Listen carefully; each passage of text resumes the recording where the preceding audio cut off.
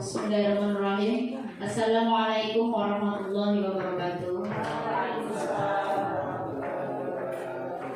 Yang saya hormati Ibu Kepala Sekolah atau yang mewakili, dan yang saya hormati juga Bapak Ibu Guru Dewan Guru SDN 005 Wijaya. Pertama dan utama, marilah kita panjatkan puja dan puji syukur kita kehadirat Allah Subhanahu wa Ta'ala, yang mana kita masih diberi kesehatan sehingga kita bisa berkumpul di sini untuk melaksanakan sosialisasi oleh Bu Darsi sebagai CGB.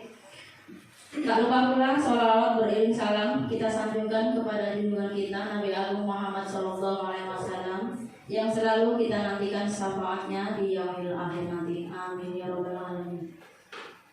Bapak Ibu semua, untuk mengawali acara kita, marilah kita baca basmalah bersama-sama. Mudah-mudahan acara kita lancar. Bismillahirrahmanirrahim.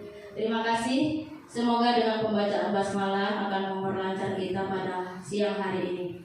Acara yang selanjutnya yaitu menyanyikan lagu Indonesia Raya, yang kami mohon kepada Bu Eni untuk memimpinnya, dan Bapak Ibu semua mohon berdiri.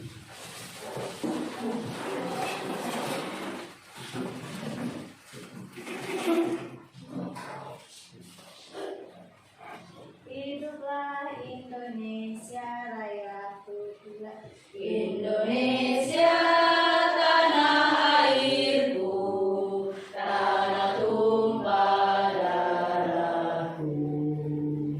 Di sanalah aku berdiri, jadi pandu ibuku. Indonesia kebangsaanku, bangsa dan tanah airku. Marilah kita berseru, Indonesia bersatu. Hiduplah tanahku, hiduplah negeriku, bangsaku, rakyatku semuanya. Bangunlah jiwanya, bangunlah badannya untuk Indonesia Raya. Indonesia Raya, merdeka, merdeka, tanahku, negeriku yang ku cinta. Indonesia Raya, merdeka, merdeka, hiduplah Indonesia Raya.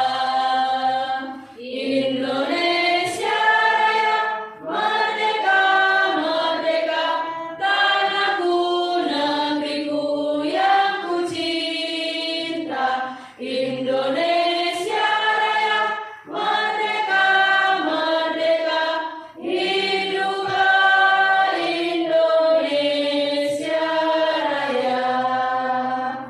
Terima kasih. Mohon duduk kembali.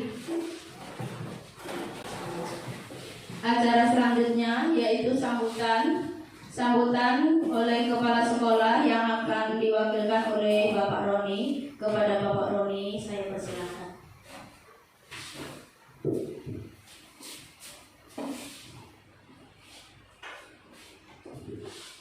Assalamualaikum warahmatullahi wabarakatuh. Alhamdulillahirabbil alamin, wassalatu wassalamu ala asrofil anbiya'i wal mursalin. Allahumma shalli wa sallim ala sayyidina Muhammad wa ala alihi wa sahbihi ajma'in. Amma ba'd. Pertama, marilah kita panjatkan syukur kehadirat Allah Subhanahu wa Ta'ala, yang mana pada kesempatan siang hari ini kita masih bertemu dalam acara seminar yang diselenggarakan CGB Bu Darsi. Mudah-mudahan acara ini berjalan dengan lancar. Salawat dan salam kita sampaikan pada junjungan kita Nabi besar Muhammad SAW. Hadirin Bapak Ibu sekalian, pada siang hari ini kita akan melaksanakan seminar sebagai salah satu syarat tahapan demi tahapan dalam proses rekrutmen CGP, calon guru penggerak. Mudah-mudahan dalam acara ini nanti kita bisa mengambil pelajaran-pelajaran, barangkali kita belum tahu, kemudian ini juga tidak membatasi kepada guru senior maupun junior. Meskipun guru senior, semua itu merupakan hal yang baru bagi kita, karena mungkin kemarin kita belum mempelajarinya. Barangkali nanti ada teori-teori yang selama ini kita sudah pelajari, ternyata juga ada teori-teori baru, karena pendidikan itu dinamis, pendidikan itu bisa berubah sewaktu-waktu. Oleh karena itu, karena kita sudah mempunyai kurikulum, akhirnya kita juga mengikuti sesuai dengan kurikulum yang telah digariskan oleh pemerintahan kita. Mungkin demikian sambutan dari kami atas nama mewakili Ibu Riyatun. Kami mohon maaf atas segala kekurangan. Billahi taufiq wal hidayah. Assalamualaikum warahmatullahi wabarakatuh. Waalaikumsalam warahmatullahi wabarakatuh. Terima kasih kepada Bapak Romli yang telah memberikan sambutannya. Untuk yang berikutnya yaitu kita tepuk dulu ya Bapak Ibu. Sepertinya kok sudah ngantuk, ini sudah siang ya. Yuk kita berdiri Bapak Ibu semuanya. Kita biar semangat. Kita tepuk dulu. Mungkin Bapak Ibu juga sudah sering melaksanakannya waktu KKG ya. Kita lagunya langsung saja yang tangan diputar-putar.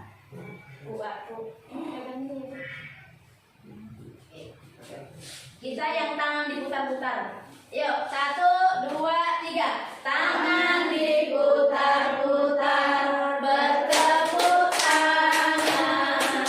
Tangan diputar-putar, peganglah bahu. Tangan diputar-putar, peganglah lutut. Digoyang-goyang, digoyang-goyang, digoyang-goyang. Oke, terima kasih tepuk tangan. Oke, terima kasih. Mudah-mudahan es briefing tadi bisa membawa semangat kita, karena kita posisi sekarang sudah siang. Dan selanjutnya yaitu pemaparan mengenai materi budaya positif yang akan disampaikan oleh CGP yaitu Bu Darsi. Untuk itu waktu sepenuhnya kami serahkan kepada Bu Darsi. Kepada Bu Darsi saya persilakan.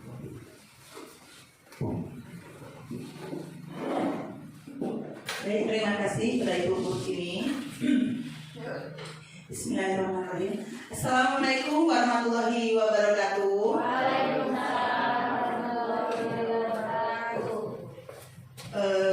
Yang terhormat Ibu Kepala Sekolah, dalam hal ini diwakilkan oleh Bapak Muroni, Dewan Guru semua dari SDN 005 Bukit Jaya yang kita banggakan.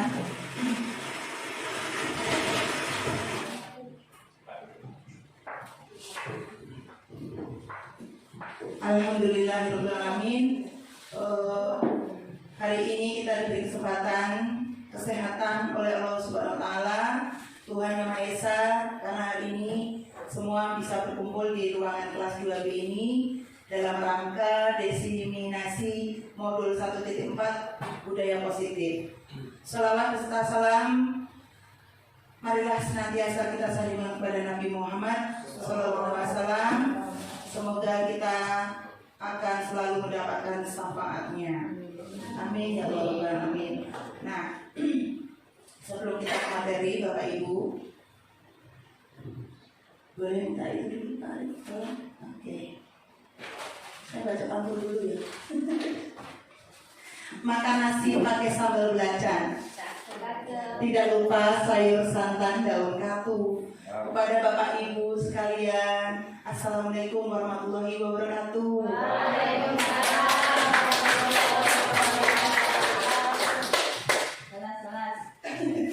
Ya, di sini mohon maaf Bapak Ibu, bukan saya hebat dan bukan saya banyak ilmu, apalagi saya pintar, tetapi di sini saya untuk bertujuan mendiseminasikan modul 1.4 mengenai budaya positif. Ya, di sini saya mau berbagi ilmu tentunya yang sudah saya dapatkan selama 2 minggu ya mengenai budaya positif di modul 1.4. Jadi ilmu itu akan lebih bermanfaat jika kita saling berbagi ya.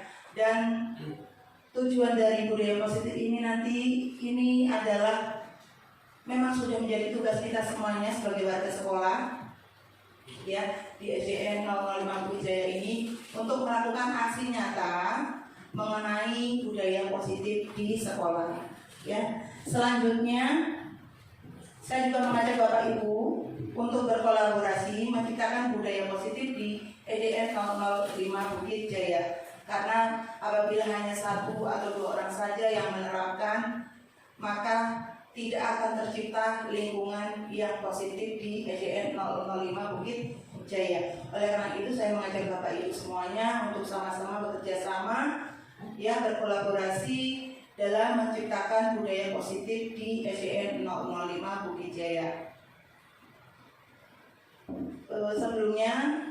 Sebelum melangkah lebih jauh lagi, saya mohon maaf apabila nanti ada perkataan saya yang kurang berkenan ya. Sekali lagi, karena saya adalah manusia biasa, datangnya kecerdasan itu adalah dari Allah, jadi saya mohon maaf apabila nanti dalam penyampaiannya ada kesalahan. Next, Pak. Oke, sebelumnya saya perkenalkan dulu ya. Saya sebagai CEB Angkatan 9 Kabupaten Pelalawan ya. Dalam ini saya sudah menyelesaikan modul 1.4 selama 2 minggu kemarin. Kemudian ada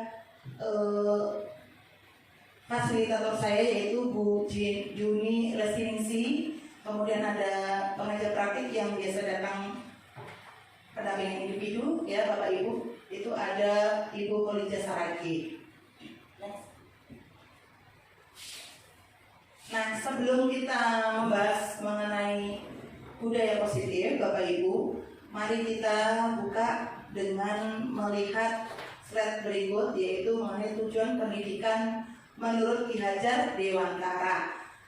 Tujuan pendidikan menurut Ki Hajar Dewantara adalah menuntut segala kodrat yang ada pada anak-anak agar mereka dapat mencapai keselamatan dan kebahagiaan yang setinggi-tingginya, baik sebagai manusia atau sebagai anggota masyarakat. Oleh sebab itu, pendidikan itu hanya dapat menuntun tumbuh atau hidupnya kekuatan kodrat yang ada pada anak-anak agar dapat memperbaiki lakunya, bukan dasarnya hidup dan tumbuhnya kodrat anak. Tentu ketika kita sudah melaksanakan kurikulum merdeka, kita sering mendengar kata menuntun. Bapak Ibu ada yang mengerti artinya menuntun? Menuntun. Oke, ada di sampingnya. Ada lagi yang lain? Menuntun. Membentuk. Oke. Bisa membentuk karakter anak. Oke, membentuk karakter anak, yang menuntun, membimbing begitu ya, untuk membentuk karakter anak. Iya. Kita ketahui bahwasanya sekolah itu merupakan tempat pendidikan. Ya, kita ibaratkan anak-anak itu adalah biji jagung. Ya, jadi kita guru harus bisa menuntun anak untuk tumbuh menjadi jagung yang sesuai dengan kodratnya. Jadi kalau tanah yang sudah ada, kalau kita tanam benih jagung di situ, apakah dia bisa tumbuh, Bapak Ibu? Oke, mungkin tumbuh tapi mungkin tidak sempurna. Nah, oleh karena itu kita sebagai guru ya dalam hal menuntun anak itu harus ya sesuai dengan kodrat anak atau tumbuh hidupnya, kekuatan kodrat yang ada pada anak. Ya, kita tidak bisa paksa jagung itu tumbuh menjadi sepohon padi, ya, tidak bisa. Oleh karena itu, kita beri bibit jagung ini dengan perawatan yang penuh dengan kasih sayang, misalnya dengan memupuknya, menyiangi rumput-rumputnya, menyiraminya, maka insya Allah bibit jagung ini akan tumbuh dengan sempurna, ya. Itu dia dari pengertian menuntun, ya Bapak Ibu. Nah, next.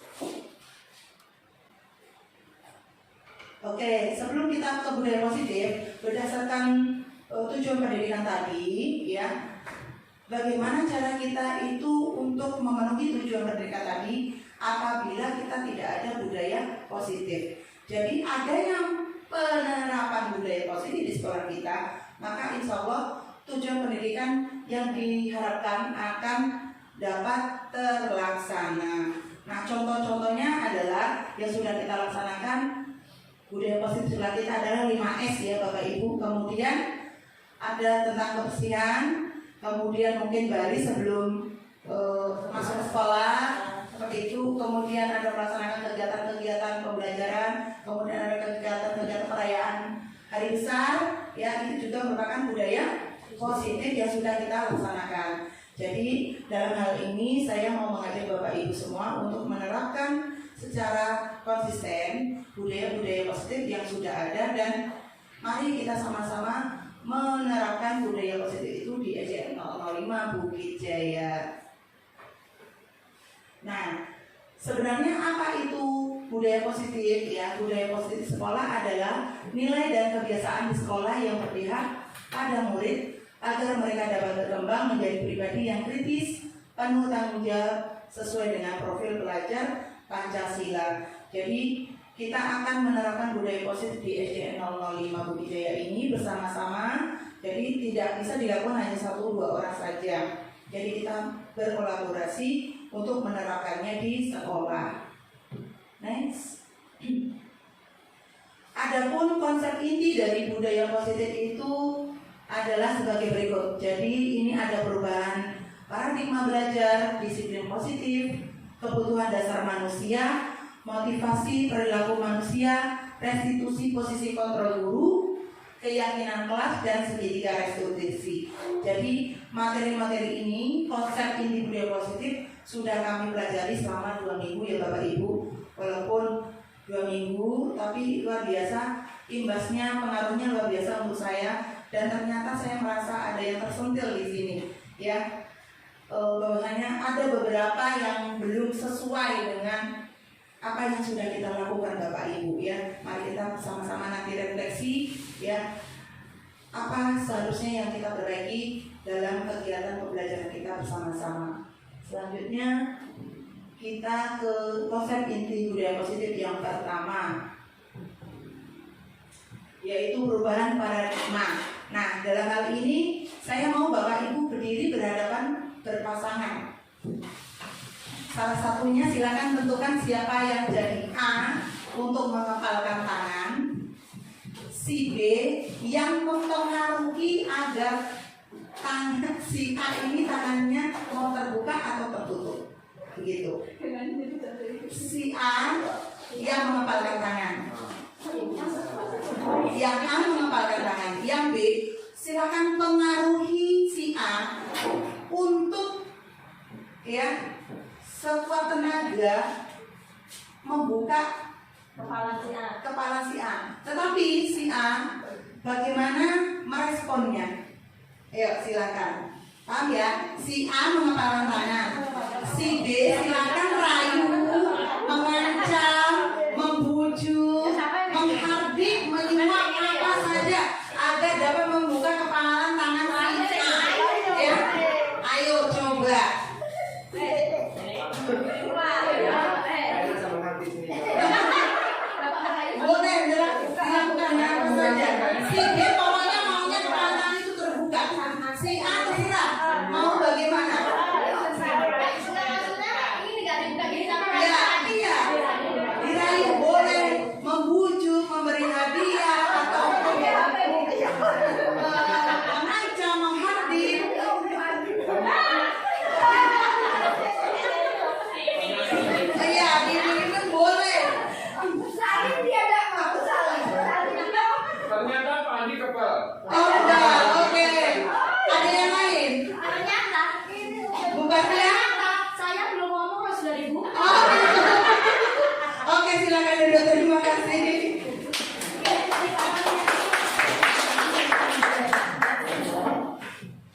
Bapak Ibu, setelah kita melakukan kegiatan kepalan tangan tadi ya, kita akan menanyakan pada diri kita sendiri. Sebenarnya siapakah yang mempunyai kontrol kita ketika tangan kita mau membuka atau menutup?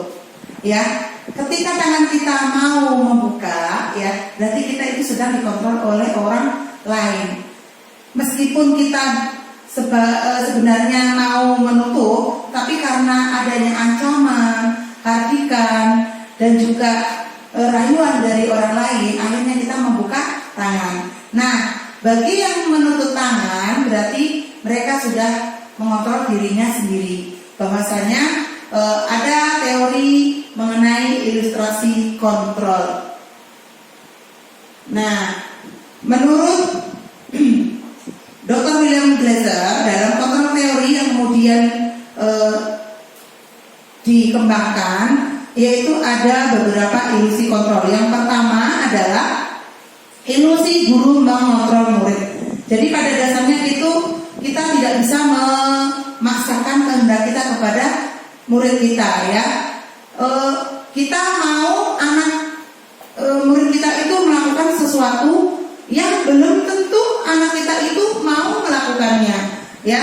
Jadi karena kita paksa, kita rayu mereka, kita ancam memberikan hukuman seperti itu, maka anak kita mau melakukannya. Nah, selanjutnya ya, ilusi bahwa kritik dan membuat orang merasa bersalah dapat menguatkan karakter. Jadi penguatan positif atau bujukan itu sangat bagus ya. Misalnya, ayo nak kita belajar supaya kita bisa nanti mengerjakan soal-soal ulangannya ya, itu positif. Tetapi itu secara tidak langsung masih bukan dari dalam anak murid kita sendiri, tetapi masih ada kontrol dari orang lain, yaitu dalam hal ini adalah guru. Selanjutnya, ilusi bahwa semua penguatan positif efektif dan bermanfaat. Jadi penguatan positif ini bentuk-bentuk kontrol segala usaha untuk mempengaruhi murid agar mengulangi perilaku tertentu ya, adalah suatu usaha untuk mengontrol murid tersebut. Selanjutnya, ilusi bahwa orang dewasa memiliki hak untuk memaksa. Jadi dalam hal ini kita ini orang dewasa itu lebih memikirkan bahwasanya kita itu punya tanggung jawab atas murid-murid kita. Tapi bahwasanya kita itu belum sesuai ya, bahwasanya siswa itu atau murid itu belum tentu mau melakukan apa yang kita harapkan ya. Maunya kita apa, belum tentu anak itu mau seperti yang kita mau. Nah, selanjutnya dari ilusi kontrol tadi ya, maka kita bisa merubah paradigma stimulus respon kepada pendekatan teori kontrol, yaitu perubahan paradigma stimulus respon menjadi teori kontrol. Kemudian siapakah sesungguhnya yang memiliki kontrol? Pada stimulus respon kita mencoba mengubah orang agar berpandangan sama dengan kita, padahal kita itu bisa ya berusaha memahami pandangan yang lain tentang dunia ya. Jadi tidak semua apa yang kita minta, apa yang kita inginkan itu harus sama dengan orang lain ya. Kemudian ketika kita berperilaku buruk dilihat sebagai suatu kesalahan, perilaku anak-anak itu suatu kesalahan, pada teori kontrol itu semua perilaku itu memiliki tujuan. Jadi kita harus memahami bahwasanya pada teori ini si murid ini ada tujuan kenapa melakukan kesalahan tersebut. Nah, selanjutnya orang lain bisa mengontrol saya, itu pada stimulus respon.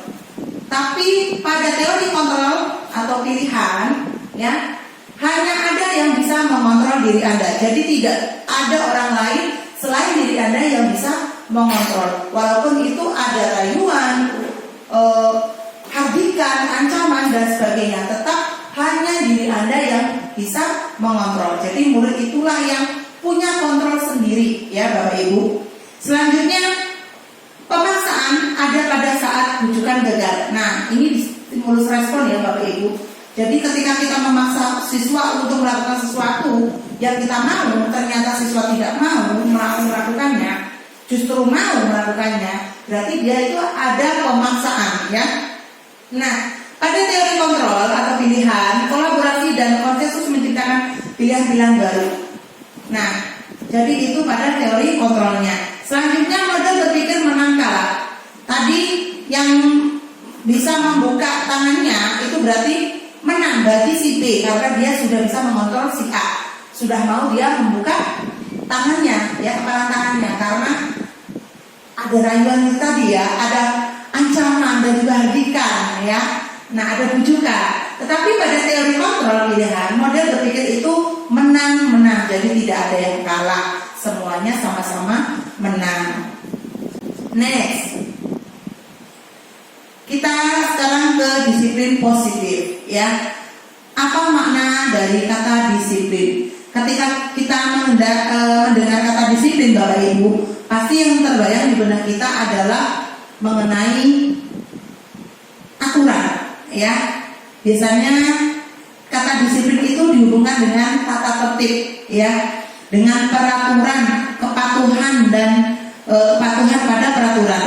Jadi sering dihubungkan dengan hukuman ya, padahal itu berbeda ya Bapak Ibu. Karena ya belajar tentang disiplin positif tidak harus dengan memberi hukuman. Jadi kita kesampingkan dulu hukuman ya. Justru itu adalah salah satu alternatif terakhir dan bila perlu tidak digunakan sama sekali. Jadi ternyata saya belum sesuai ya Bapak Ibu kemarin ketika saya memberikan hukuman. Jadi untuk selanjutnya mari kita kesampingkan dulu mengenai hukuman ya. Dalam budaya kita, makna kata disiplin dimaknai menjadi sesuatu yang dilakukan seseorang pada orang lain untuk mendapatkan kepatuhan. Kita cenderung menghubungkan kata disiplin dengan ketidaknyamanan. Menurut Bapak Pendidikan kita itu ada ya, menyatakan bahwa di mana ada kemerdekaan di situ harus ada disiplin yang kuat. Sungguh pun disiplin itu bersifat self-disiplin, yaitu kita sendiri yang mewajibkan kita dengan sekeras-kerasnya. Tetapi itu sama saja. Sebab jikalau kita tidak cakap melakukan self-disiplin, wajiblah penguasa lain mendisiplinkan diri kita sendiri ya. Dan peraturan demikian itulah harus ada di dalam suasana yang merdeka. Nah, jadi disiplin itu tidak harus kepatuhan terhadap suatu aturan, melainkan dari dalam diri sendiri untuk melaksanakan disiplin diri. Next, nah ini dia ya makna disiplin, berarti bahasa Latin itu ada disiplina artinya belajar ya. Kemudian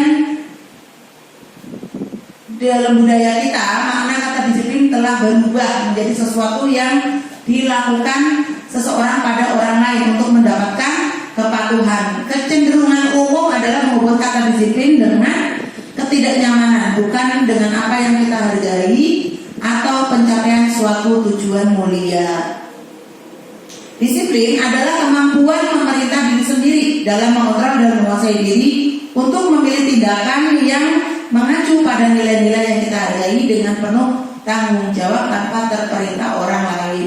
Nah, jadi ada nilai-nilai yang sudah kita yakini ya, namanya adalah nilai-nilai kebajikan. Nah, apa itu nilai-nilai kebajikan? Nilai-nilai kebajikan adalah sifat-sifat positif manusia yang merupakan tujuan mulia yang ingin dicapai setiap individu. Nah, nilai-nilai tersebut bersifat universal ya. Nah, ini ada nilai-nilai kebajikan yang ingin dicapai setiap anak Indonesia. Kita kenal dengan profil pelajar Pancasila yang ada 6 dimensinya itu ya. Beriman bertakwa pada Tuhan Yang Maha Esa dan berakhlak mulia, mandiri, bernalar kritis, berkebinaan global, bergotong royong dan kreatif ya. Selanjutnya ada konsep inti budaya positif, yaitu kebutuhan dasar manusia. Realitasnya atau kebutuhan setiap orang itu berbeda ya Bapak Ibu. Kita harus berusaha memahami pandangan orang lain tentang dunia. Setiap orang itu memiliki gambaran yang berbeda. Nah, ketika anak-anak kita itu melakukan suatu tindakan atau perilaku, pasti mereka mempunyai tujuan yang mereka lakukan ya. Kenapa mereka itu bisa melakukan perilaku tersebut ya? Karena ada kebutuhan dasar manusia yang sedang mereka penuhi. Apa itu kebutuhan dasar manusia? Ada bertahan hidup, kasih sayang dan rasa diterima, penguasaan, kebebasan dan juga kesenangan. Nah, Bapak Ibu, mari kita pahami kasus berikut ini ya. Bu Wati, guru kelas 1 di SD 00 Wijaya, sedang bingung menghadapi ulah salah satu murid di kelasnya, namanya Lukman. Beberapa anak di kelas 1A telah datang padanya dan mengeluhkan Lukman seringkali meminta bekal makan siang ya. Mereka makan bekal makan siang punya teman-temannya ya dengan paksa. Jika Anda menghadapi situasi seperti Bu Wati, lalu Bapak Ibu, apa yang akan Anda lakukan? Apakah menurut Anda kira-kira apa alasan Lukman? Kenapa Lukman itu melakukan hal itu? Ya, secara tidak langsung mungkin Bapak Ibu pernah memanggil anak-anak yang seperti Lukman ini, menasihatinya, ya kan? Nah, padahal ada beberapa jawaban yang kira-kira dijawab oleh Lukman, ya. Alasan dan tujuannya adalah mungkin sedang memenuhi beberapa kebutuhan, di antaranya adalah sebagai berikut. Ya, yang pertama, karena mungkin si Lukman ini benar-benar lapar ya nak.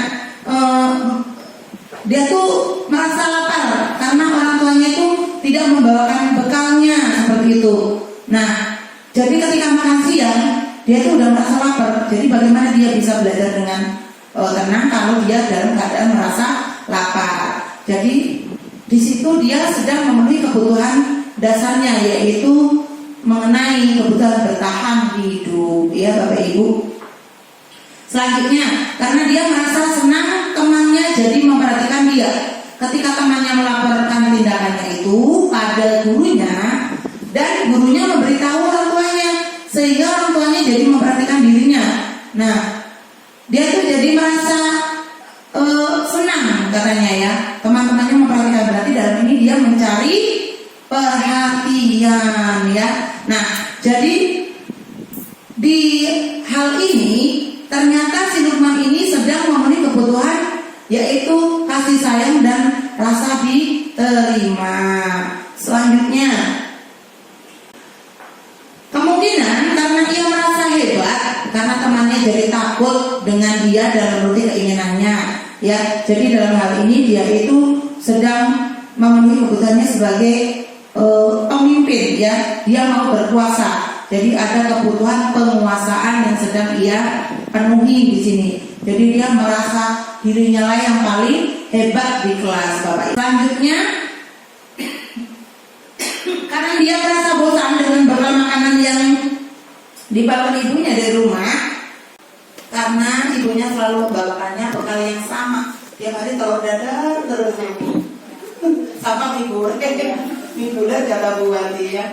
Jadi oleh karena itu anak ini ingin mencoba makanan temannya, akhirnya dia merampas dengan paksa makanan punya bekal temannya. Itu dia ya, yang nampaknya siapa si A, oh itu kok ada sosis, nah itu ada yang gorengnya, si B ada misalnya buahnya, kenapa kok aku dikasih telur dadar terus gitu ya Bu Pak. Jadi dia merasa bosan gitu loh. Akhirnya dia mau mencicipi makanan teman-teman yang lainnya ya. Di situ ada kebutuhan mengenai kebebasan. Selanjutnya, bisa saja karena Lukman itu iseng saja dan dia menikmati ekspresi wajah temannya yang kesal ya. Karena dia itu ambil makanannya dan menurut dia ekspresi temannya itu lucu. Kalau kata si Lukman ini ketika dia ngambil kerampas makanan temannya itu lucu katanya. Padahal temannya udah merasa marah, sebel sama Lukman ini. Selalu makanan teman-temannya diambil seperti itu. Jadi Bapak Ibu, mari kita pahami bahwasanya setiap anak melakukan suatu ketidakdisiplinan itu kenapa? Ya, pasti ada alasannya. Ternyata ada beberapa kebutuhan dasar yang sedang mereka penuhi. Jadi untuk itu, mari kita Bapak Ibu, kita sama-sama memahami kebutuhan anak-anak kita ketika kita sedang belajar di kelas. Next. Nah, adapun semua perilaku yang dilakukan itu pasti memiliki tujuan. Gerakan apa yang timbul dari diri kita untuk melakukan sesuatu itu ada motivasinya ya Bapak Ibu. Ya, ada motivasi perilaku manusia. Yang pertama teorinya adalah untuk menghindari ketidaknyamanan hukuman apa yang terjadi apabila saya tidak melakukannya. Jadi kalau tidak dilakukan, kita pasti akan merasa terancam nanti kena hukum sama Bapak Ibu guru. Ya nggak Bapak Ibu? Makanya anak mau mengerjakan yang kita berikan. Kemudian untuk mendapatkan imbalan dari orang lain atau intuisi apa yang akan saya dapatkan apabila saya melakukannya. Nah, dari teori nomor 1 dan 2 ini masih merupakan motivasi eksternal atau berasal dari orang lain. Ketika kita mau melakukan sesuatu itu karena ada imbalan atau takut dihukum. Ya, contohnya ketika anak itu mengerjakan PR, belum tentu karena dia itu sadar diri memang PR itu harus dikerjakan Bapak Ibu. Ternyata karena dia takut dihukum, nanti suruh jongkok ngitungin paving blok itu berapa keliling halaman sekolah. Dia takut, makanya dia terus mengerjakan PR itu, ya. Atau ketika nanti sudah dikerjakan, misalnya di kelas rendah, oh hebat sudah mengerjakan. Nah, Bu Dasi atau Bu Wati kasih bintang ini ya. Nah, ada stiker atau ada imbalan. Jadi motivasi itu bukan dari dalam diri si anak, bukan dalam diri kita masing-masing Bapak Ibu, tapi karena ada pengaruh motivasi dari orang lain. Makanya teori 1 dan 2 itu masuk ke motivasi eksternal. Nah, yang baik adalah yang ketiga, untuk menghargai diri sendiri. Saya akan menjadi orang yang seperti apa bila saya melakukannya. Jadi anak-anak itu sadar dari dalam diri kita sendiri. Kenapa saya harus mengerjakan PR? Kenapa saya harus rajin belajar? Jadi anak-anak itu menyadari itu ya Bapak Ibu. Sama ketika kita melaksanakan, misalnya disuruh ikut pelatihan. Ini sering kita ya Bapak Ibu. Supaya saya itu tidak disuruh ke sekolah misalnya, jadi saya mengiyakan saja undangan pelatihan itu. Kemudian, mungkin nanti maaf kita dapat uang transportasi dari sekolah, misalnya dari Bu Bendahara ya. Makanya kita mengiyakan ikut pelatihan. Itu merupakan motivasi eksternal. Tapi sebenarnya mari kita hargai diri sendiri ya. Saya akan menjadi orang yang seperti apa bila saya melakukannya. Jadi kita mau ikut pelatihan karena kita memang mau mendapatkan ilmu ya, mau mengembangkan diri, mau belajar memperbaiki diri. Seperti itu ya Bapak Ibu. Lanjut. Nah, adapun dari motivasi tadi ada hukuman dan konsekuensi ya. Dalam hal ini kita akan belajar ya, apakah yang sudah kita lakukan itu sudah sesuai apa belum dengan murid-murid kita ya. Dalam hal ini ada kasus Iva kurang menguasai pelajaran matematika, sehingga pada saat pelajaran tersebut berlangsung dia lebih banyak berdiam diri atau menggambar di buku pelajarannya. Ada yang terjadi pada siswa kita ya Bapak Ibu. Pada saat guru matematikanya Pak Seno menanyakan pertanyaan, Iva menjadi gugup karena dia merasa belum siap ya, dan tak sengaja menjatuhkan tasnya dari kursi serta tiba-tiba menjadi gagap pada saat berupaya menjawab. Seluruh kelas pun tertawa melihat perilaku Iva yang bicara tergagap dan terkejut tersebut. Pak Seno pada saat itu membiarkan teman-teman Iva menertawakan Iva yang tergagap dan malu luar biasa. dan malahan minta Iva untuk maju ke depan kelas dan berdiri di depan kelas sambil menunjuk hidungnya begini, karena tidak bisa menjawab pertanyaan dari Pak Seno. Kelas semakin gaduh dan anak-anak pun tertawa melihat Iva di depan kelas memegang ujung hidungnya. Ya, mari kita lihat Bapak Ibu, hukuman itu adalah sesuatu yang justru membuat anak kita itu menjadi lebih merasa bersalah. Ya, itu menunjukkan identitas gagal. Belum tentu hukuman yang kita berikan bisa menahan dia untuk tidak melakukannya kembali, atau bahkan yang lebih parah, dia merasa dendam kepada kita. Ya, kita hukum dia untuk jongkok, berdiri, ditertawakan, dipermalukan di depan kelas. Ya, justru malah itu merupakan identitas gagal pada anak. Jadi hukuman itu kalau perlu di nomor sekian kan, ya kita apakan dulu konsekuensinya apa, ya, ke anak-anak, bahwa setiap segala perilaku itu ada konsekuensinya. Jadi bukan lantas kita langsung menghukumnya ya Bapak Ibu. Nah, next. Nah, berikut adalah contoh-contoh tindakan yang sudah dilakukan oleh guru. Kita kelompokkan apakah dia termasuk hukuman atau konsekuensi.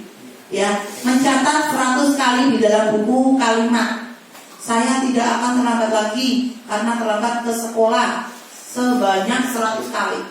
Menurut Bapak Ibu yang pertama ini apa? Hukuman atau konsekuensi? Ada yang pernah melakukannya? Justru saya pernah dapat dari guru saya ini, karena tidak melakukan tugas saya dengan baik. Pernah saya ini mencatat 100 sebanyak satu lembar. Iya biasa Ibu. Nah, menurut Bapak Ibu yang pertama ini apakah dia hukuman atau konsekuensi? Hukuman. Oke, hukuman. Yang kedua, lari mengelilingi lapangan basket 2 kali karena terlambat hadir di sekolah. Hukuman. Murid diminta untuk push up 15 kali karena tidak menggunakan masker ke sekolah. Hukuman. Menggantikan kertas tugas teman yang telah dicoret-coret.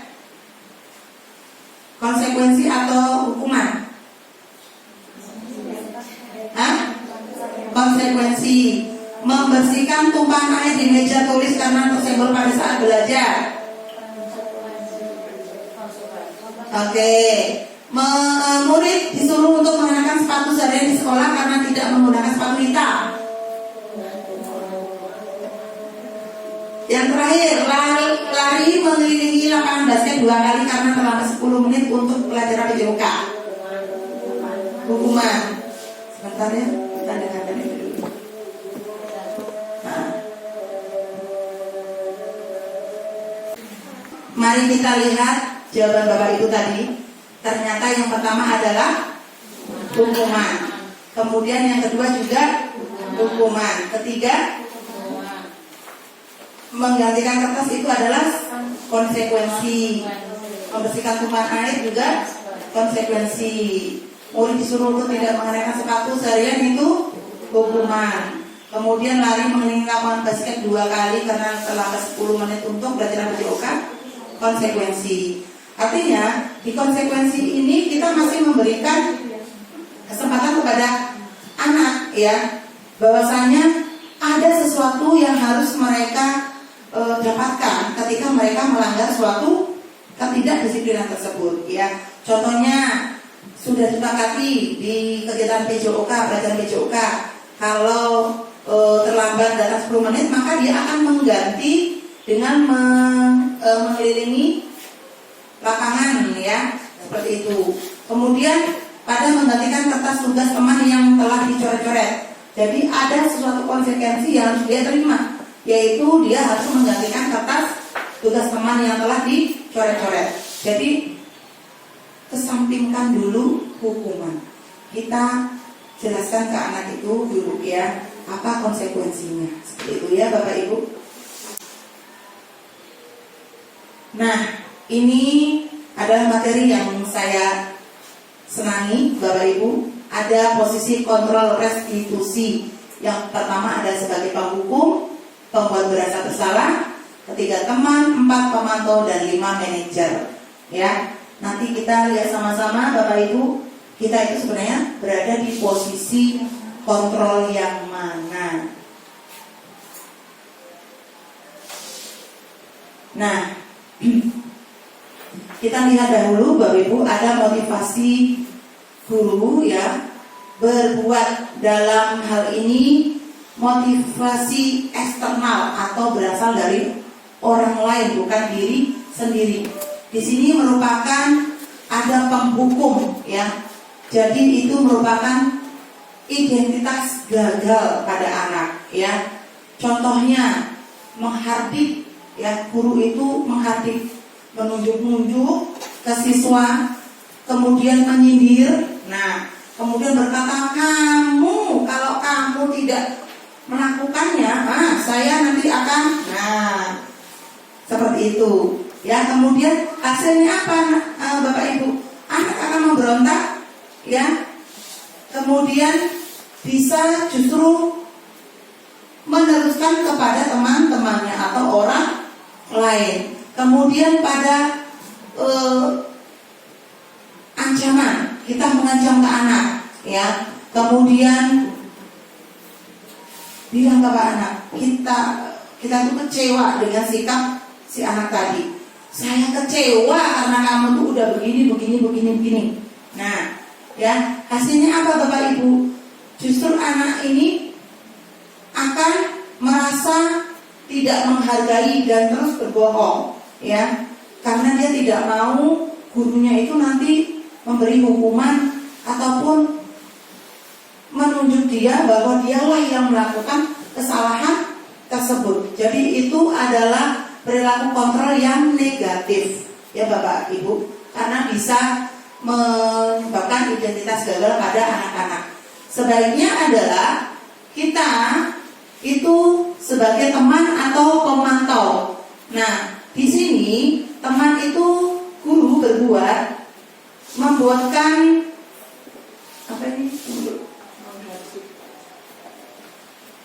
membuatkan alasan-alasan untuk murid-muridnya, ya. Nah, ini dia di teman. Jadi lakukan ya nak, ayo bantu Bapak Ibu ya. Biasanya kayak gitu kita akan ke anak seperti teman gitu. Akhirnya apa yang hasilnya pada anak-anak kita? Anak itu akan ketergantungan pada kita, merasa dia itu ada yang melindungi, ya. Kemudian pada pemantau. Nah, di sini guru itu menghitung ataupun mengukur kesalahannya itu seperti apa, ya. Kemudian yang dikatakan guru adalah apa peraturannya? Ayo, kenapa kamu kok begini? Kenapa kamu begitu? Nah, ya, itu sering kita katakan seperti itu. Kemudian hasilnya apa? Akan menyesuaikan bila diawasi saja, ya Bapak Ibu. Nah, ternyata kontrol diri yang baik adalah di manajer.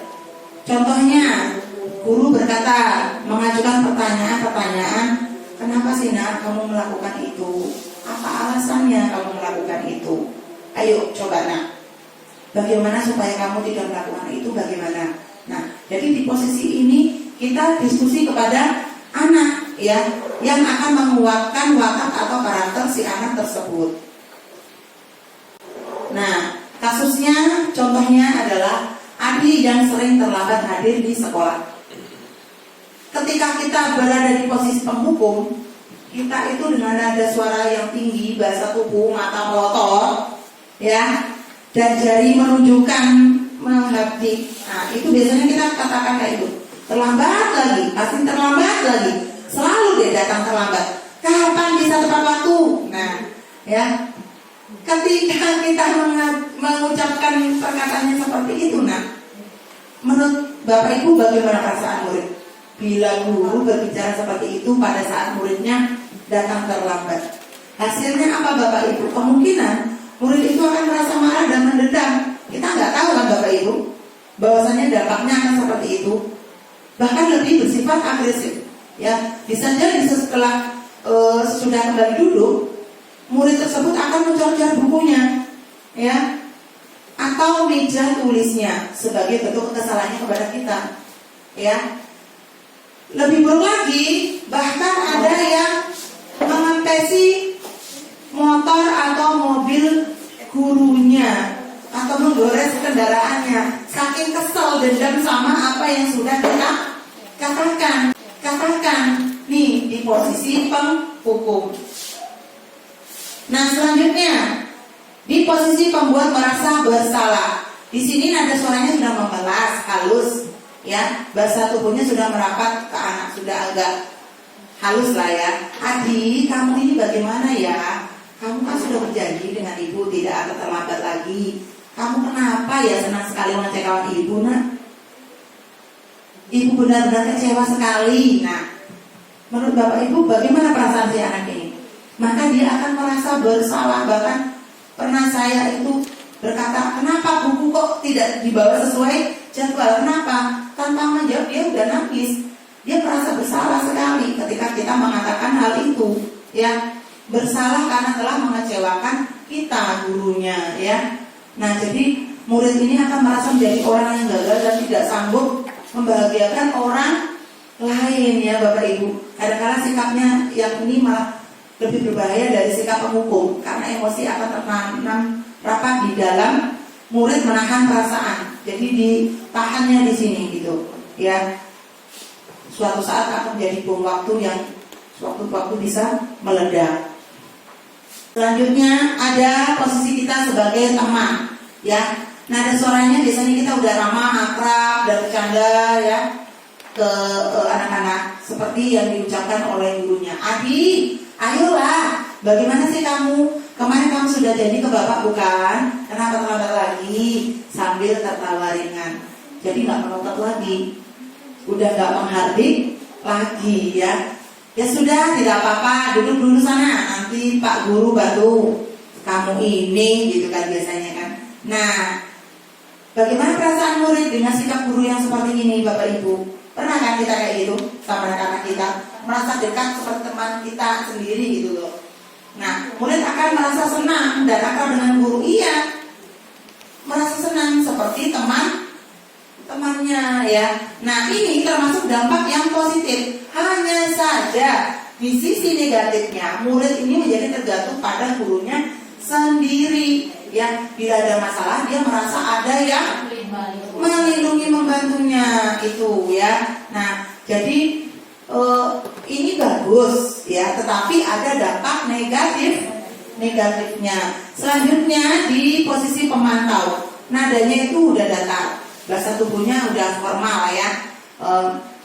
Contohnya nih, guru berkata, Adi, tahukah kamu jam berapa kita mau mulai? Tahu Pak, kamu terlambat 15 menit. Apakah kamu sudah mengerti konsekuensi yang harus dilakukan bila terlambat? Paham Pak, saya harus tinggal kelas pada jam istirahat nanti dan mengerjakan tugas ketertinggalan saya. Ya benar, nanti pada saat jam istirahat kamu harus tinggal di kelas untuk menyelesaikan tugas yang tertinggal tadi. Saya tunggu ya, katanya. Jadi menurut Bapak Ibu, bagaimana perasaan murid diperlakukan seperti ini Bapak Ibu? Ya, murid memahami konsekuensi yang harus dijalankan karena dia telah melanggar salah satu peraturan sekolahnya, yaitu terlambat tadi, ya. Nah, guru tidak menunjukkan suatu emosi yang berlebihan seperti di penghukum tadi, ya. Kalau penghukum tadi nunjuk-nunjuk, melotot kayak gitu, ya. Nah, kemudian guru tetap harus memantau murid pada saat mengerjakan tugas di jam istirahat, karena murid tidak bisa ditinggal seorang diri. Jadi kita masih memantau, mengawasi begitu ya Bapak Ibu. Nah, selanjutnya adalah di posisi manajer. Nada suaranya ini udah tulus Bapak Ibu, ya. Kemudian bahasa tubuhnya sudah tidak kaku mendekat ke muridnya. Contohnya guru berkata, Adi, apakah kamu mengetahui jam berapa jam sekolah dimulai? Tahu Pak, jam 7. Ya, jadi kamu terlambat. Kira-kira bagaimana kamu akan memperbaiki masalah ini? Saya bisa menanyakan teman saya Pak untuk mengejar tugas yang tertinggal. Baik, itu bisa dilakukan. Apakah besok akan ada masalah untuk kamu agar bisa hadir tepat waktu sekolah? Tidak, Pak. Saya bisa hadir tepat waktu. Baiklah, saya hargai usaha kamu untuk memperbaiki diri. Bagaimana perasaan murid di berlaku seperti ini, Bapak Ibu? Hah? Murid jadi bagaimana? Kalau kita ajak mereka seperti ini, posisi kita di manajer. Hah? Anak ini ya sudah merasa tidak dimarah, kemudian guru suaranya sudah lembut, tidak perlu lagi kita meninggikan suara, apalagi sambil melotot menunjuk ya. Tulus kita Bapak Ibu di posisi manajer ini. Kita ajak ya mereka untuk fokus ya, bahwasanya guru itu akan mengembalikan tanggung jawab pada murid untuk mencari jalan keluar permasalahannya ya, tentu dengan bimbingan kita sebagai seorang guru. Jadi posisi manajer inilah yang paling susah tapi memang harus kita lakukan. Ayo sama Bapak Ibu, sabar ya. Oke. Oke, 1, 2, 3. Tangan ke atas menggapai bintang, tangan ke samping burung yang terbang, tangan ke depan ikan berenang, duduk yang rapi siap berdoa, putar-putar tangan diputar, lung-gulung-gulung tangan digulung, ular melingkar di pagar bundar, kanan kiri atas bawah siap berdoa. Oke, sampai sini saja teman-teman. Luar biasa. Breakingnya ya, refresh kita dulu Bapak Ibu. Walaupun di depan saudara S, biar makin dingin kita ya Bapak Ibu, mencair nanti suasananya ya. Selanjutnya Bapak Ibu, kita ke konsep inti yang selanjutnya adalah keyakinan kelas.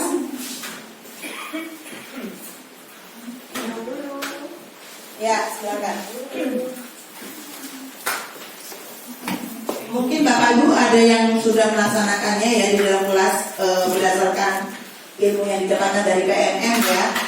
Keyakinan kelas adalah nilai-nilai yang nilai-nilai kebajikan atau prinsip-prinsip universal yang disepakati bersama secara universal lepas dari perbedaan agama, suku, negara, dan bahasa. Nah, menurut Gosen, suatu keyakinan akan lebih memotivasi seseorang dari dalam atau intrinsik.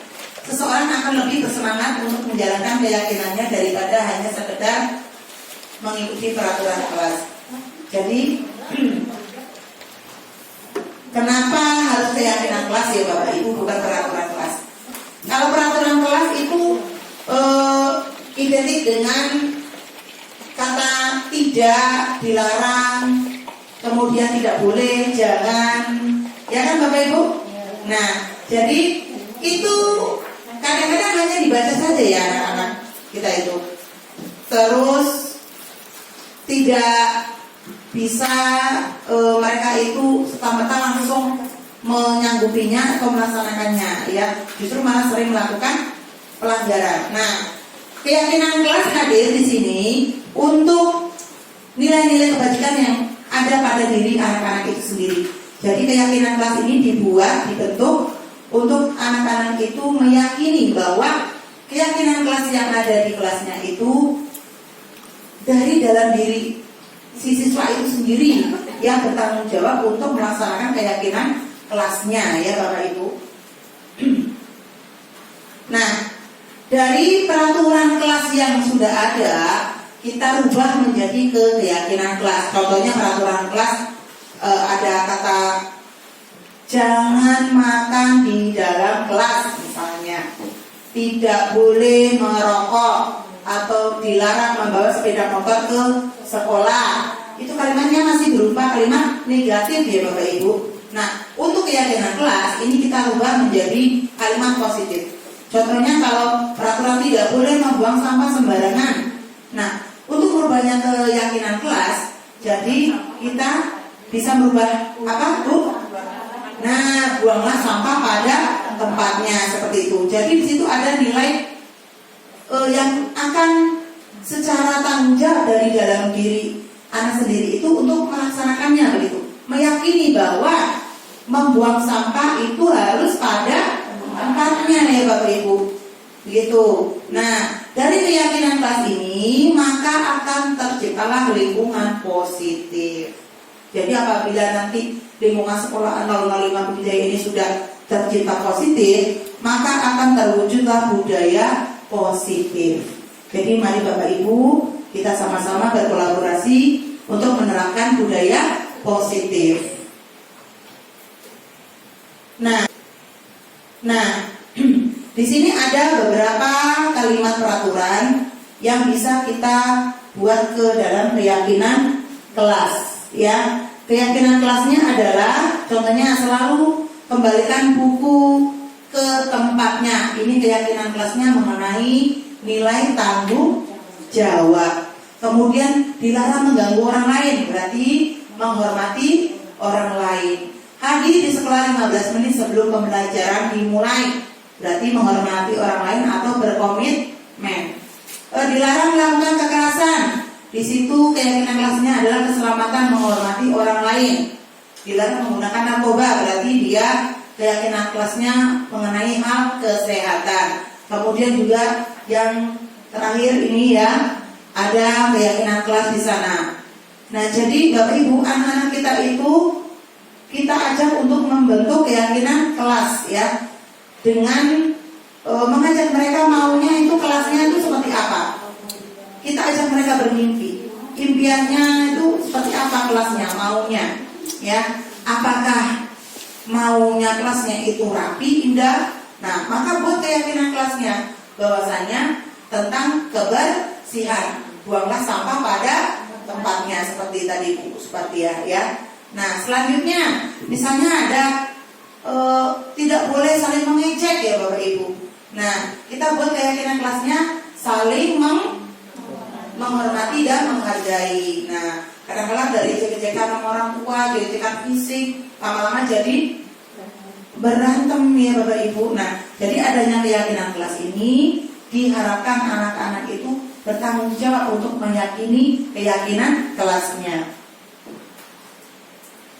Nah, perlu diingat Bapak Ibu bahwasanya ketika pembentukan keyakinan kelas ini sifatnya itu lebih abstrak ya daripada peraturan yang lebih rinci dan konkret. Kalau peraturan kelas itu kan konkret ya biasanya Bapak Ibu.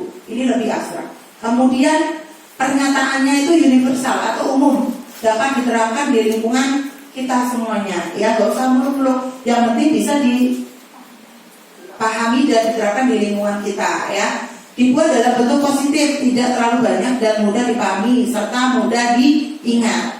Kemudian semua kelas ikut berkontribusi dalam curah pendapat. Artinya kita ajak Bapak Ibu anak-anak untuk bercurah pendapat. Maunya kelasnya tadi seperti apa, jadinya harusnya bagaimana. Nah, itu nanti kita tampung ya Bapak Ibu. Kemudian dibuatlah dalam sebuah keyakinan kelas dan ditandatangani bersama-sama, dikukuhkan begitu. Kemudian bersedia meninjau kembali secara berkala. Ketika ada kita melakukan sesuatu, kita harus ingatkan kepada anak. Ya, ayo nak, apa keyakinan kelas kita? Kira-kira di hal yang mana yang kita langgar? Nah, seperti itu ya. Berikut ada contoh saya membuat keyakinan kelas. Bapak Ibu nanti bisa dilaksanakan di kelasnya masing-masing ya. Untuk kelas rendah mungkin lebih disederhanakan lagi ya Bu kalimatnya.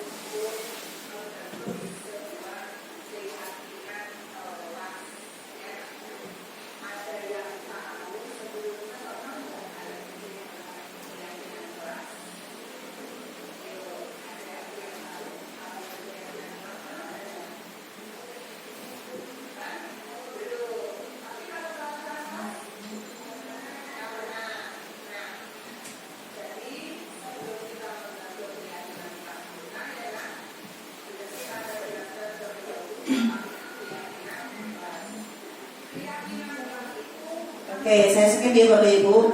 Nah, pertama kita jelaskan dulu konsep mengenai keyakinan kelas ya Bapak Ibu. Selanjutnya kita ajak anak-anak untuk bercurah pendapat mengenai kelas ilmiah mereka maunya seperti apa.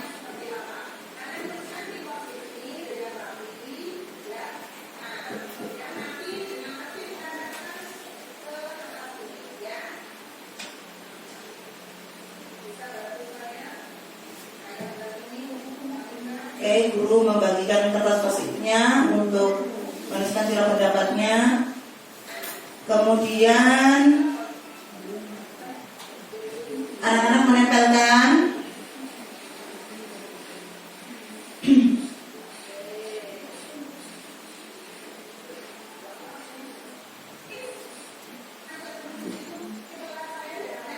lalu kita ajak untuk meninjau kembali mana yang termasuk peraturan kelas ataupun keyakinan kelas.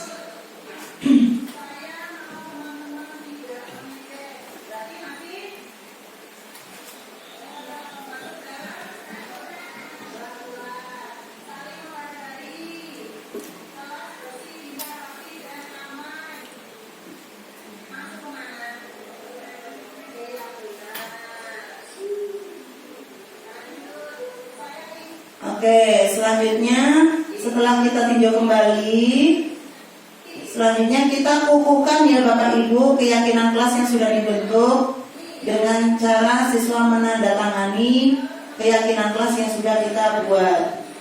Selanjutnya secara konsisten harus kita ingatkan keyakinan kelas kita di kelas kita sendiri. Jadi ditandatangani ya Bapak Ibu. Lalu dipajang di kelasnya.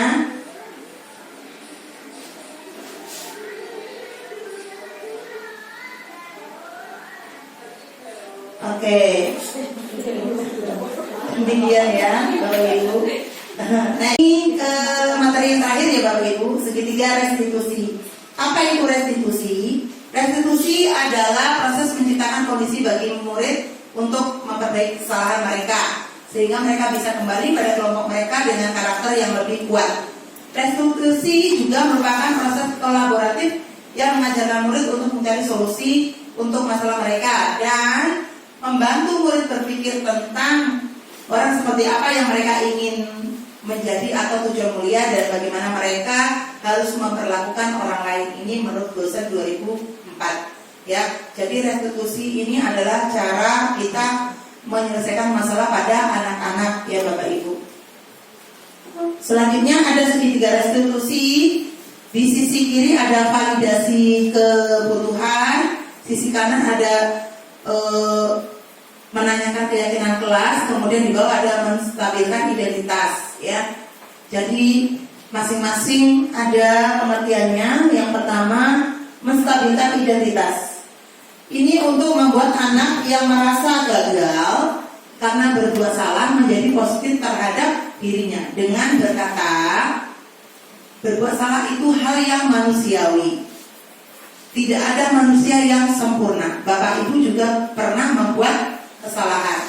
Kita pasti bisa menyelesaikan permasalahan ini. Jadi Bapak Ibu tidak tertarik untuk mencari tahu siapa yang benar, siapa yang salah. Bapak Ibu lebih tertarik untuk menyelesaikan masalahnya.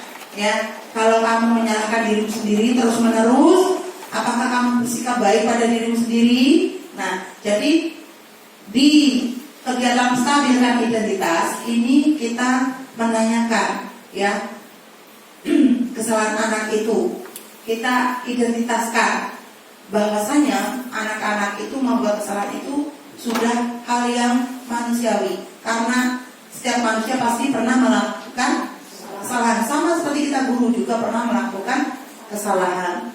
Selanjutnya, tindakan selanjutnya adalah validasi kebutuhan. Jadi membantu murid mengenali basic need atau kebutuhan dasar yang ingin dipenuhinya. Pada dasarnya, setiap tindakan manusia tujuannya adalah memenuhi kebutuhan dasar. Apakah itu penguasaan, kebebasan, kasih sayang, dan rasa diterima, kesenangan, atau bertahan hidup. Jadi dalam metode ini, Guru berkata, kamu bisa saja kan melakukan hal yang lebih buruk, tapi kamu tidak melakukannya kan?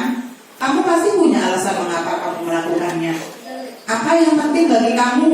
Kamu boleh tetap berusaha menjaga sikap itu, tapi tambahkan sikap yang lain, yang baru. Maukah kamu belajar cara lain untuk mendapatkan apa yang kamu butuhkan tanpa harus memukul? Apakah kamu bisa melakukan hal yang lebih baik besok lagi? Nah, jadi di kegiatan validasi kebutuhan, ini kita mengatakan bertanya kepada anak, kenapa anak itu melakukan sebuah kesalahan? Kita tanyakan dulu alasannya ya Bapak Ibu. Selanjutnya menanyakan keyakinan. Anak melihat kesalahannya dihubungkan dengan norma sosial dan nilai-nilai yang mendasari manusia berinteraksi dengan orang lain. Artinya, kita tanyakan kepada anak, sebenarnya keyakinan kelas apa yang sudah dilanggarnya ya Bapak Ibu, dengan kata-kata seperti ini. Apa nilai yang kita percaya di kelas? Nilai-nilai universal apa yang telah kita sepakati? Artinya misalnya si anak ini membuang sampah sembarangan, kita tanyakan, keyakinan kelas apa yang sudah kamu langgar? Nah, tentang kebersihan Bu, membuang sampah pada tempatnya. Nah, jadi di sini kita menanyakan keyakinan kelas yang sudah kita bentuk Bapak Ibu. Ya, berikut ini adalah contoh restitusi yang sudah saya lakukan di kelas. Kasus pertama, Putri membawa sepeda motor ke sekolah secara diam-diam. Ternyata ada teman yang mengadukannya.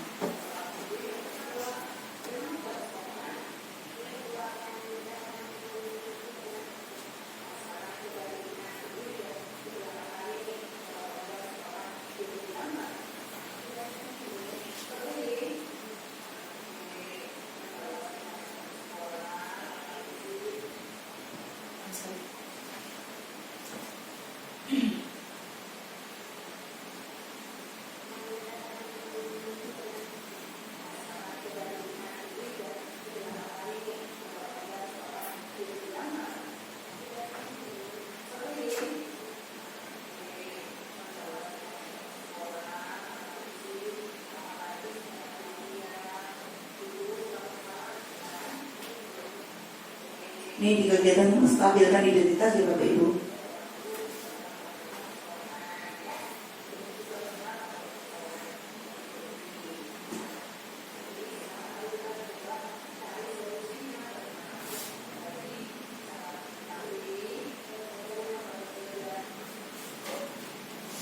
Ini nggak bisa di itu ya Pak. Nggak bisa di next. Enggak bisa. Tadi bisa.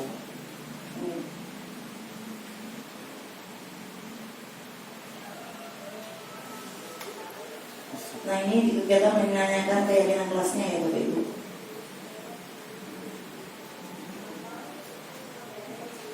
Dalam hal kedisiplinan ya Bapak Ibu, bahwasanya kita tidak boleh membawa sepeda motor ke sekolah.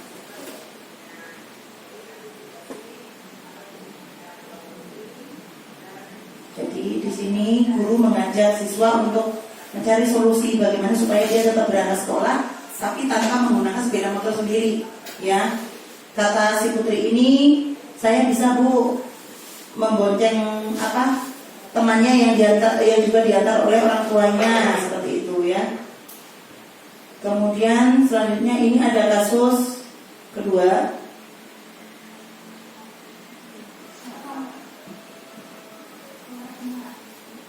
Safa sering datang terlambat beberapa hari ini karena nonton pasar malam ya.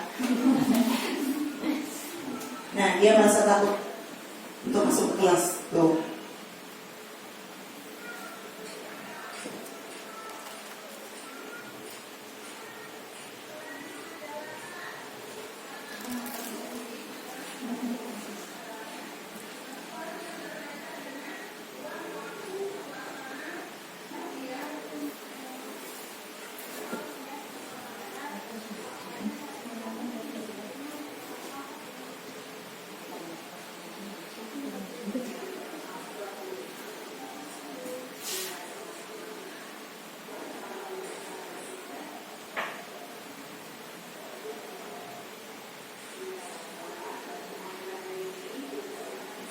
Oke, ini ada menstabilkan identitas.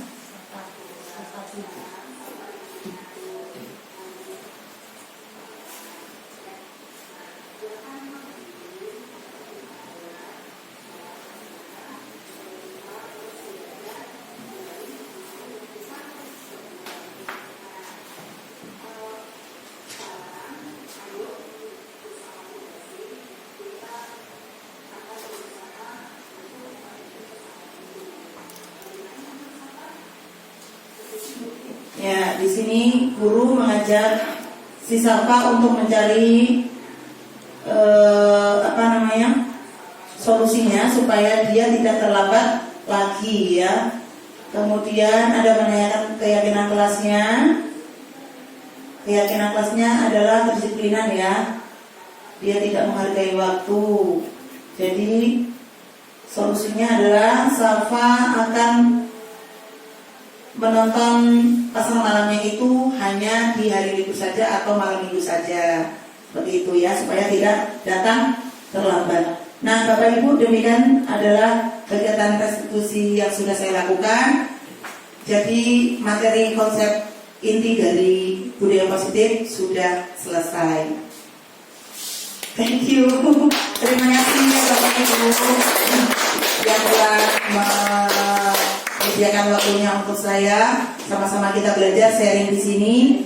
Semoga kita dapat bersama-sama berkolaborasi untuk menerapkan budaya positif di PDN 005 Bukit Jaya yang tercinta ini. Tepuk tangan untuk kita semuanya. Tadinya di sini, ya.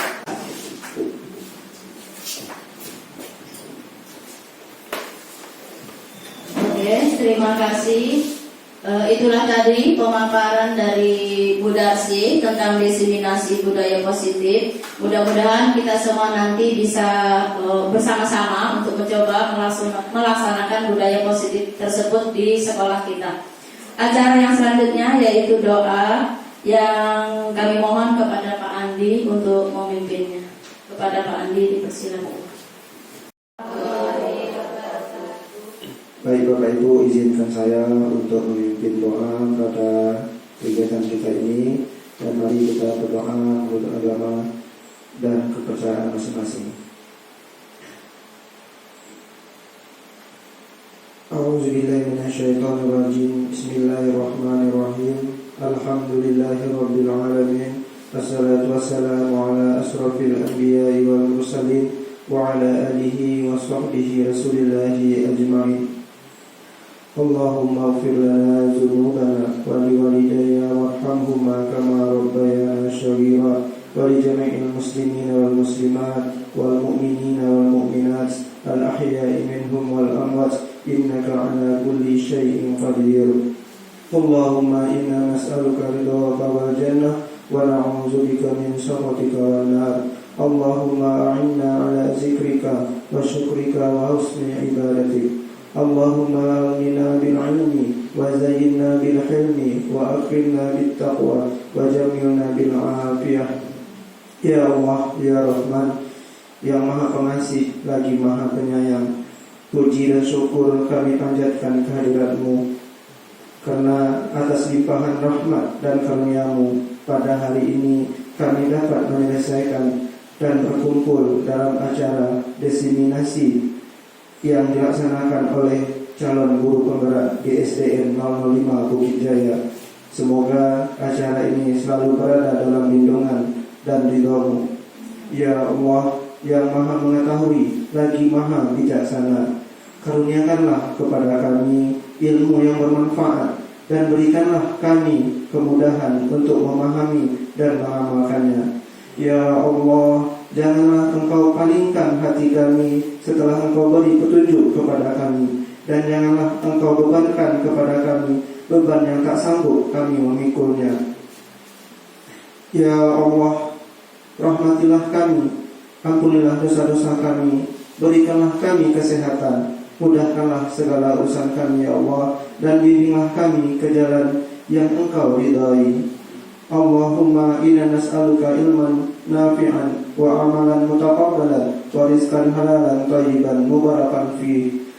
ربنا ظلمنا أنفسنا وإن لم تغفر لنا وترحمنا لنكونن من الخاسرين اللهم إنا نسألك سلامة في ديننا وزيادة في علمنا وبركة في رزقنا وتوبة قبل الموت ورحمة عند الموت ومغفرة بعد الموت اللهم هون علينا في سكرة الموت والنجاة من النار والعفو عند الحساب ربنا تقبل منا دعاءنا إنك أنت السميع العليم وتب علينا إنك أنت التواب الرحيم ربنا آتنا في الدنيا حسنة وفي الآخرة حسنة وقنا عذاب النار سبحان ربك رب العزة عما يصفون وسلام على المرسلين والحمد لله رب العالمين.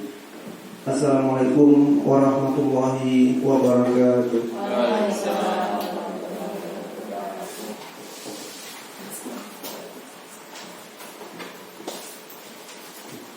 Terima kasih kepada Pak Andi yang telah membacakan doanya. Mudah-mudahan doanya semua dikabulkan oleh Allah Subhanahu wa taala dan amin. Dan kita juga semua mendoakan semoga Bu Darsi selaku CGP bisa melanjutkan modul-modul berikutnya lancar sampai sukses sampai selesai. Amin ya rabbal alamin. Kita juga semuanya mengucapkan terima kasih sudah diberikan materi-materi oleh Bu Darsi. Semoga kita semua bisa melaksanakannya di sekolah ini. Dan yang terakhir, dengan berakhirnya doa tadi, acara diseminasi budaya positif yang dilakukan oleh Bu Darsi sudah selesai. Di sini saya sebagai moderator, jika dari awal sampai akhir mungkin ada banyak kesalahan dalam kata-kata maupun sikap dalam penyampaian, saya mohon maaf yang sebesar-besarnya. Dan saya akhiri, wabillahi taufiq wal hidayah. Wassalamualaikum warahmatullahi wabarakatuh. Matur suwun, terima kasih Bapak Ibu semua.